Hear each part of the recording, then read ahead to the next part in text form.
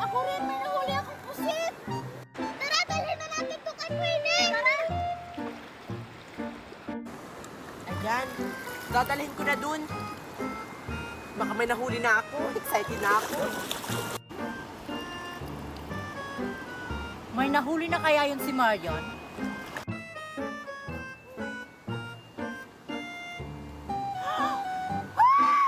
Ang dami ko nahuling isda! Queenie, ang dami ko nahuling isda! Ano, Marian? Ang dami mong nahuling isda! Wait lang, pupunta ako dyan! Diyos ko! Ang lalaki pa! Wow! Ang dami mong nahuling isda, Marian! Buti na lang, kulambo yung gamit mo! Di ba sabi ko sa inyo, mas madali ka makakahuli ng isda kapag kulambo yung gamit mo?